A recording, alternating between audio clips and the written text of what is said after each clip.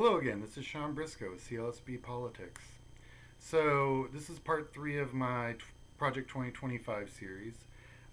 This one actually goes back to part 1 and part 2, so this is a really good part 3. They're talking about shutting down the Department of Energy's Loan Programs Office, the LPO. So, if you remember in part 1, I talked about energy, right? Um, well, what this Department of Energy does is it gives loans out to diversify our energy production.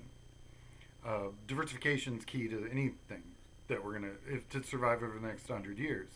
Wind, solar, and even nuclear. And I know I'll probably get some pushback, but nuclear is part of it, and there's really nothing we can do around it. Also, to be honest, you should go read some stuff. There's some really good research done, and yeah, there's still the byproduct of waste and all that jazz, and I get it, and it's a problem. But the biggest problem that has been cited is safety. And the fact is, the last power plants that were built in the before the advent of the personal computer. I mean, the technology is completely different. Like, you could never have a Chernobyl event now with the way that they're set up. It's impossible. They've literally engineered that completely out.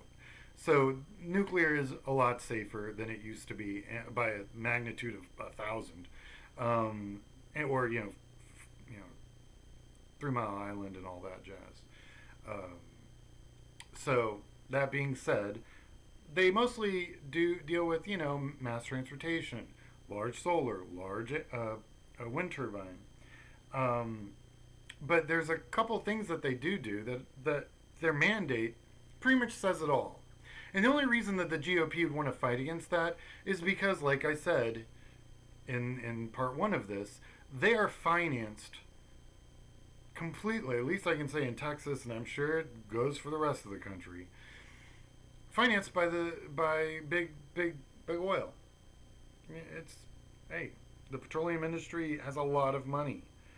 All right, so the mandate of of the LPO is as follows: they're to provide a bridge to bankability for large-scale, high-impact, clean energy and supply chain projects that help energy technologies deploy at scale and advance American energy and economic future. Sounds pretty good. Uh, Enable the expansion of America's domestic energy manufacturing by meaningfully advancing energy and supply chain projects that support onshore, going back to part 2, talking about bringing the manufacturing back home, onshore or reshoring supplies, taking stuff that went over and now we're bringing it back, supply chain projects, build a domestic energy workforce, and bolster American supply chain competitiveness.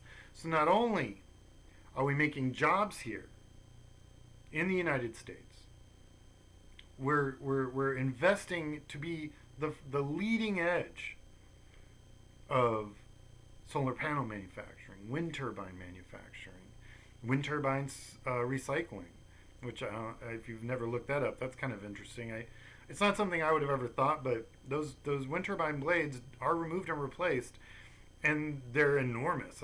If any of you in Texas, when you go on road trips, you see them driving down the roads, and I would always point it out to my kids. I'd be like, "Look at that! It looks too big to be real, and it's on the road. It's kind of amazing." Moving on.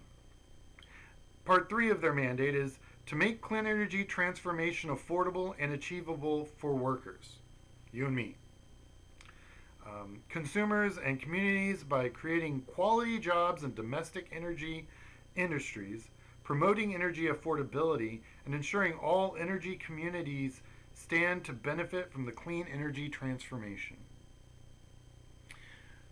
The Republicans and Project 2025 want to get rid of that. What? That doesn't even... This is how far the GOP has fallen. They are literally working against creating jobs in America. I don't understand it.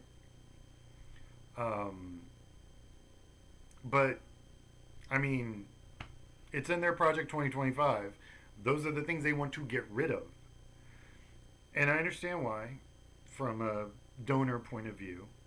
Their money's coming from the oil industry. The oil industry, who is, by the way, subsidized enormously. Enormously. Like, for the last century, we have subsidized the oil industry in this country. So the fact is, they just don't want us to treat other forms of energy like we treat them.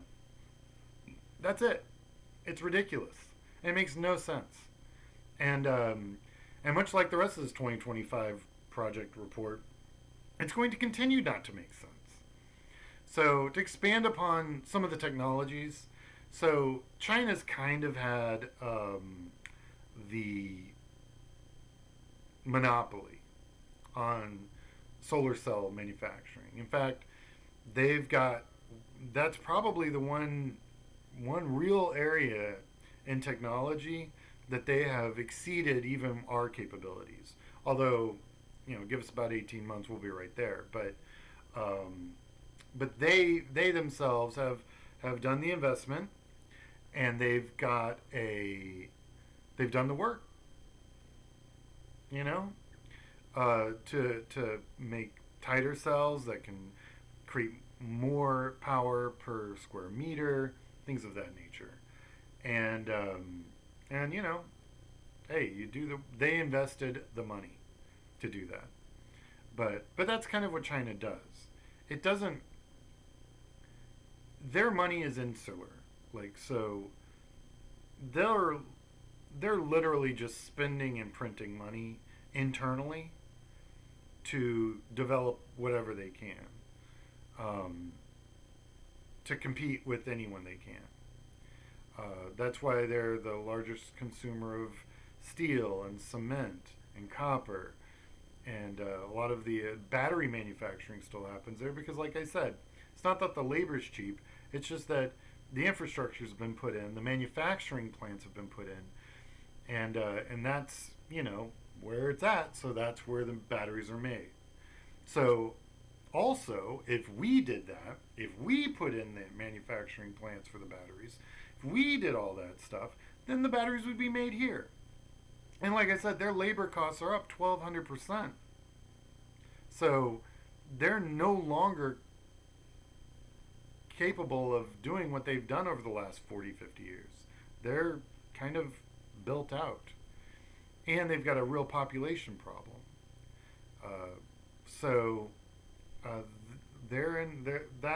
That's our number one competitor for solar panels. There are also some companies in Europe that do a very good job. But if you can't even, their economy versus ours isn't even a thing. We're easily twice the size of the EU, and we're larger now than the Chinese, thanks to Biden and a bunch of the policies that he pushed forward. So yeah, that's kind of this the project. This energy loan program is incredibly important to the future, to how our children are going to how they're going to turn the lights on 20 years from now will depend directly upon these kind of investments in our country. And the GOP and Project 2025 want to get rid of all that. And that's not acceptable. You have a good day. Thank you thank you for watching. Please like and share my videos. This is part 3 of my 2025 project. You have a good day.